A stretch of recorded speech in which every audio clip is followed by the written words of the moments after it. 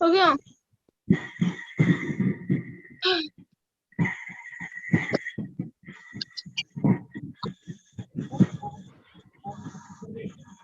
वहाँ का लाइट को क्यों चालू किया है? आप लोग अपना अपना माइक ऑफ करिए।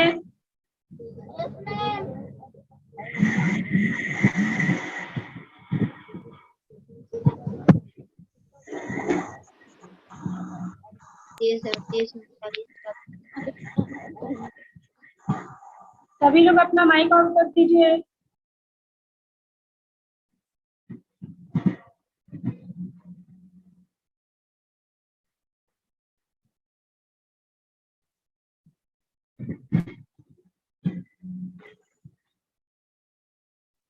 कल हमने सप्तमा पाठ गीतामृतम ये श्लोक हमने कंप्लीट कर लिया था, पढ़ लिया था इसका हिंदी अनुवाद, और आपको मैंने हिंदी अनुवाद का पिक सेंड कर दिया था।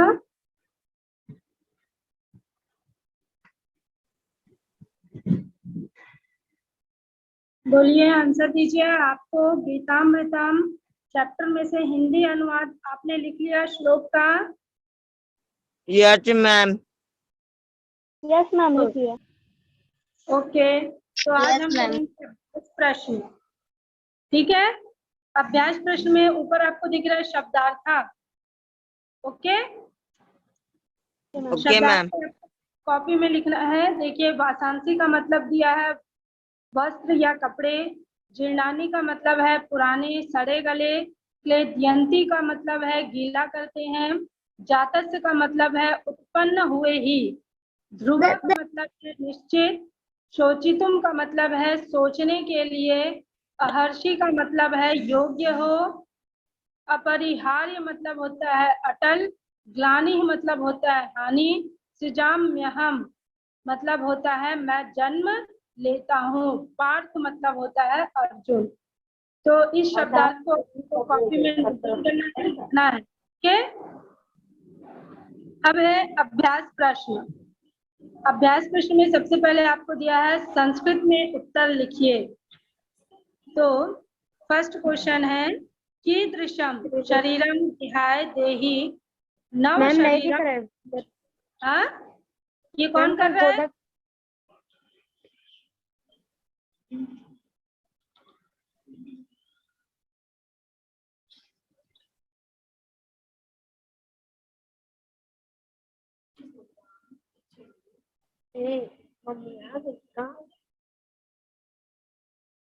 चलिए, फर्स्ट क्वेश्चन,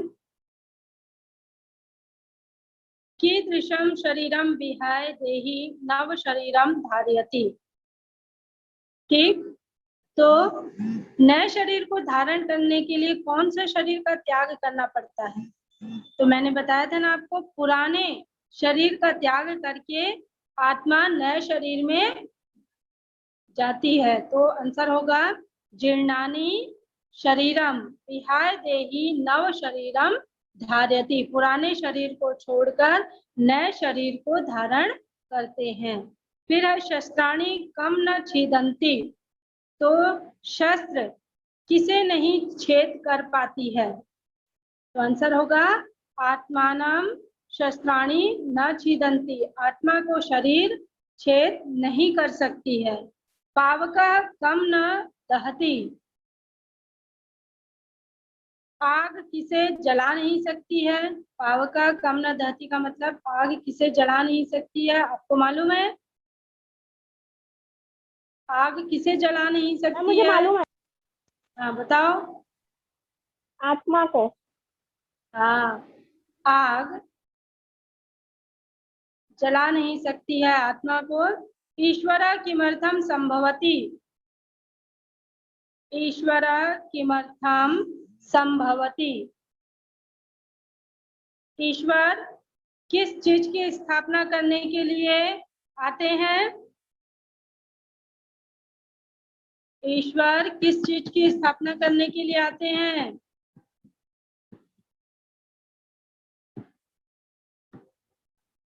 धर्म की स्थापना करने के लिए ईश्वर आते हैं। तो यहाँ पर होगा ईश्वर धर्म संस्थापनार्थाय संभवति।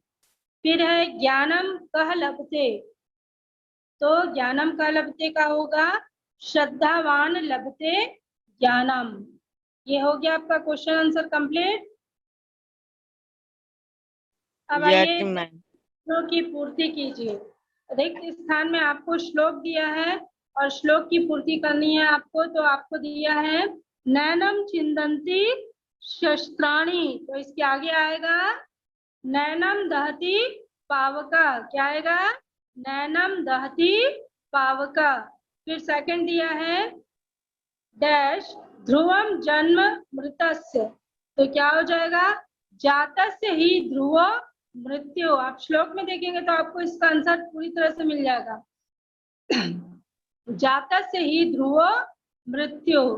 फिर दिया है यदा यदा ही धर्मस्य च, उसके आगे आएगा ग्लानिर्भवति भारत। क्या आएगा उसके आगे, ग्लानिर्भवति भारत। फिर दिया है आपको डैश संभवामि युगे युगे, तो यहाँ पर आ जाएगा धर्म संस्थापनार्थाय। क्या आ जाएगा, धर्म संस्थापनार्थाय।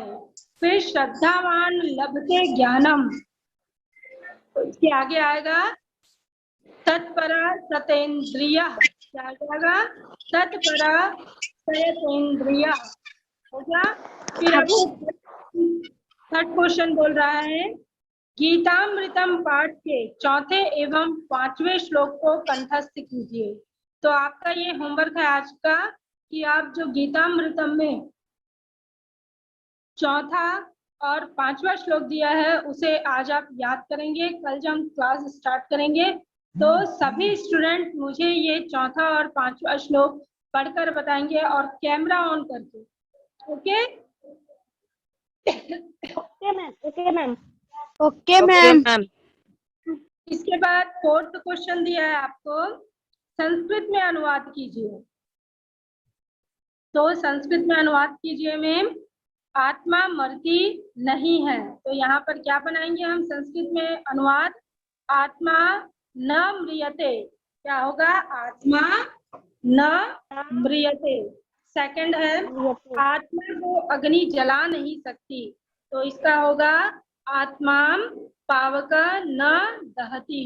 क्या हो जाएगा, आत्माम पावक न दहती। फिर है तुम्हारा कर्म में ही अधिकार है, तो आंसर क्या हो जाएगा, कर्मण्येवाधिकारस्ते। क्या हो जाएगा, कर्मण्येवाधिकारस्ते। फिर फोर्थ है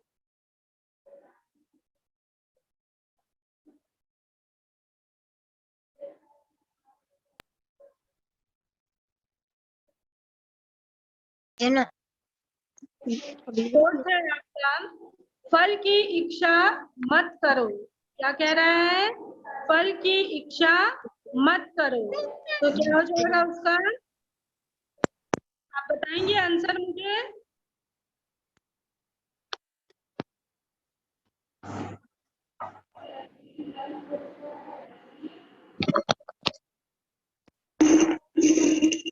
मालूम है किसी को, फल की इच्छा मुझे मालूम है, हाँ बोलो।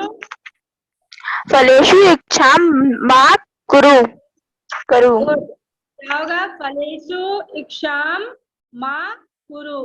फिर है यह योगेश्वर कृष्ण है, इसका आंसर दीजिए।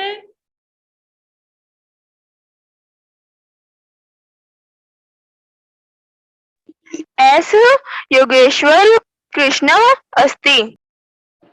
नहीं, यह योगेश्वर कृष्ण है, इसका होगा यह का एषः योगेश्वरः कृष्णः, क्या हो जाएगा? एषः योगेश्वरः कृष्णः। आप जब शब्द, आपने आंसर सही दिया था, बट शब्द जब बोलते हैं तो जो ह का हलंत है उसका उच्चारण हमें शब्दों में चाहिए। ओके, आपने क्या Yes, कहा ma'am. था?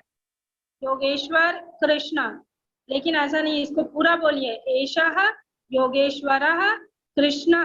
ओके, फिर है Yes, ma'am. संधि कीजिए। संधि विग्रह में आपको दिया है कर्मण्येवाधिकारस्ते, तो इसका हम संधि विग्रह करेंगे तो सबसे पहला शब्द हमारा होगा कर्माणि। कर्माणि धन एव, धन अधिकारः, धन से। ओके, 4 शब्द बनेंगे इसमें। सबसे पहला कर्माणि धन एव, धन अधिकारा, धन से। फिर सेकंड है ग्लानिर्भवति। ग्लानिर्भवति में क्या बनेगा? ग्लानि धन भवति। फिर थर्ड है सृजाम्यहम्। सृजाम्यहम् में विग्रह करेंगे तो क्या होगा? सृजामि, सृजामि धन अहम। फिर है श्री वीर्ज्यो, श्री विजयो का हो जाएगा श्री, श्री लिख के हा का हलंत लगाएंगे, धन विजयो। ओके, फिर है लास्ट नीतिर्मतिर्मम, इसका होगा नीति धन मति धन मम।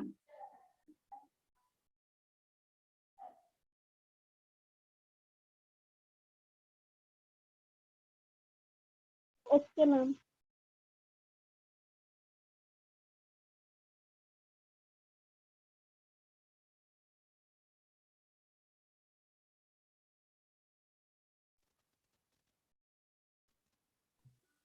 तो आपको ये कंप्लीट समझ आ गया सबको? Yes ma'am. किसी को कुछ Yes, डाउट है? ma'am. No, ma'am. No ma'am. Ma'am. कोई डाउट नहीं है? No. तो आप पहले शब्दार्थ लिखेंगे, फिर हिंदी अनुवाद श्लोक का, उसके बाद आप क्वेश्चन आंसर को कंप्लीट करेंगे। ओके, और अब आप व्हाट्सएप ग्रुप में आएंगे तो मैं आपको इस क्वेश्चन आंसर के पूरा आंसर का पिक सेंड करूंगी, जिसे आप कॉपी में नोट डाउन करेंगे। Okay, okay ma'am. Okay ma'am. तो हम मीटिंग, ओके मैम। आप सब व्हाट्सएप ग्रुप में आइए। Okay, okay ma'am. Okay.